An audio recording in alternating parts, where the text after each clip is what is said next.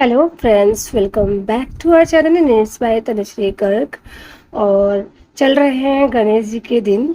तो ये गणेश जी के 10 डेज़ के बारे में सारा मैं आपको इस वीलॉग में देने वाली हूँ, क्योंकि डेली मैं नहीं बना पाई।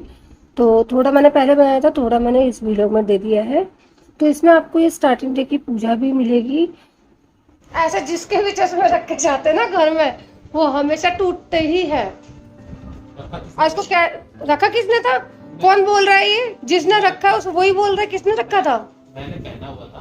तो तुमने जो है ना, मैंने जब किसी को यहाँ रखा था, उधर रखा था मैंने। हाँ, तो तुमने उठा के यहाँ पे आगे नहीं दराना बेटा। किसने रखा था दराना? ऐसे फोल्ड करके और इसके बॉक्स में रखते हैं, है ना? या फिर अगर तुम्हें पहनना है तो अपने लैपटॉप के आसपास कहीं रख दो। देखो फिर से ऐसे to me. Give it to me. अरे बैठे कैसे नीचे जमीन पे?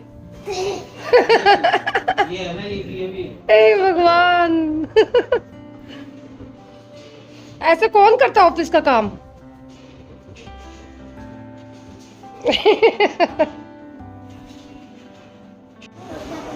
हाँ, तो कैसे करोगे? राइट करके अच्छे से लर्न होगा, ठीक है? अच्छे से ऑलरेडी मुझे आंसर पता है आपको बचपन से। हाँ, गलती निकली तो ही। और ये बनाई थी भोग की थाली, बिल्कुल प्लेन, क्योंकि लहसुन या प्याज कुछ भी नहीं डलता है। तो सिंपल जीरा और लाल मिर्च डाल के मैंने ये सब्जी छौंकी है, हींग डाली है थोड़ी सी। और कहते हैं ना, प्रसाद में अपने आप ही स्वाद आ जाता है, और इसमें भी अपने आप ही इतना स्वाद आ जाता है कि घर में सबको पसंद आई थी ये।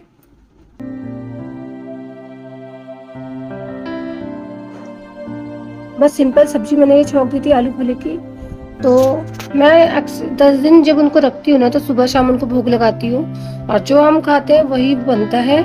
और पहले दिन और सेकंड डे हम लोग पूड़ी बनाते हैं, लास्ट डे हम पूड़ी बनाते हैं। उसके साथ हम कुछ भी बना सकते हैं। तो मैं मोदक बनाए थे, और वो इस बार मैंने फ्राइड मोदक बनाए थे, क्योंकि इस बार थोड़ी तबीयत खराब चल रही थी, तो सब कुछ अकेले ही करना था।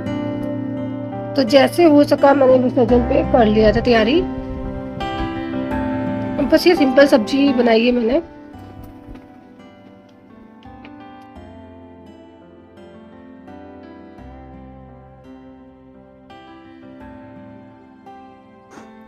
और बस जैसे सब्जी बन गई है तो उसमें डाल दिया धनिया, क्योंकि धनिए के बिना तो कोई सब्जी अच्छी नहीं लगती है।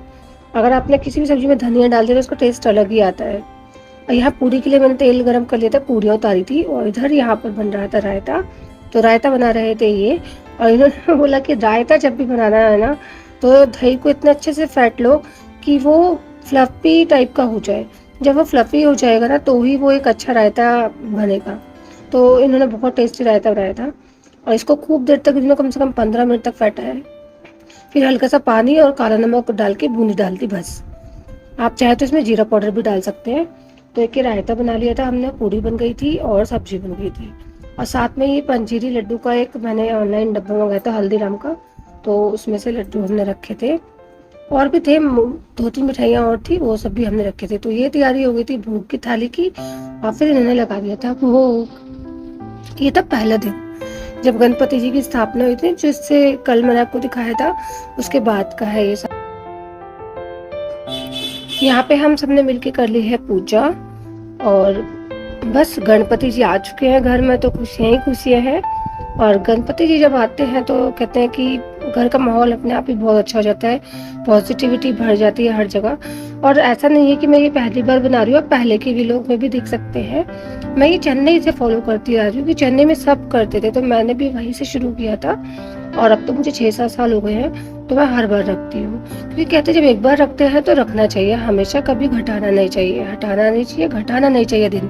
तो जितने दिन रखते हैं उतने दिन रखना चाहिए। यहाँ पे रैक्स जो है ना, हमेशा पूजा के टाइम पे ऐसे ही बैठता है, और यही मैं दिखा रही थी कि पूजा की तैयारी है तो वो शांत बिल्कुल बैठा हुआ है आराम से।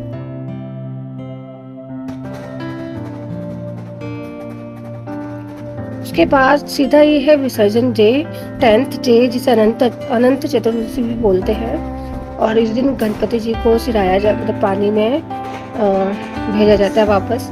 तो हमने भी जैसी गली में देखा कि भाई आज सबने किया है, तो हमने भी फिर अपने घर में पूरा तैयारी कर ली थी। और हमने भी 10 डे के बाद इनको विसर्जन कर दिया था। तो अच्छे से पूरा पूजा पाठ किया है। ये सुबह की पूजा है। फिर उसके बाद जब विसर्जन हमने 10:30-11 के आसपास किया था, तब मम्मी पापा आए थे नीचे। और ज़्यादा हमने इस बार किसी को बुला नहीं पाए क्योंकि थोड़ा मेरी तबीयत ख़राब चल रही थी, इसलिए तो अकेले ही कर लिया। और बस ये था पूरा विसर्जन का वीडियो। और मैं भी यहाँ पे ऐसी बस नॉर्मल सी रेडी हो गई हूँ, क्योंकि एक तो वैसे ही मन खराब होता है ना, जब गणपति जी आते हैं और फिर जाते हैं ना, तो उस टाइम पे मेरे को हमेशा ही अजीब सा लगता है। तो आप मेरे चेहरे पे देख सकते हैं, बिल्कुल हंसी नहीं मिलेगी आपको, क्योंकि इस दिन मैं बहुत परेशान रहती हूँ जब वो जाते हैं। और एक मन में ना लगाव सा हो जाता है ना, जैसे बच्चों को रखते हैं हम लोग। तो बस ये था पूरा विसर्जन का वीडियो। आप आगे आके देखिए कैसे विसर्जन किया है हमने। हम लोग अक्सर घर में ही कर लेते हैं। और मैंने वो मंगाई थी प्रतिमा, वो मैंने इको फ्रेंडली मंगाई थी, तो मैंने उसको फिर पेड़ भी लगाया है, जो कि मैं नेक्स्ट वीडियो में आपको दिखाऊंगी। और मैं ये भी दिखाऊंगी कि वो पेड़ कितना बड़ा क्या हुआ, ये सब दिखाऊंगी मैं आपको। तो एक तरीके से गणपति जी हमारे पास भी रहते हैं और वो अपने घर भी चले जाते हैं। तो ये था पूरा विसर्जन का व्लॉग, आप भी इंजॉय कीजिए।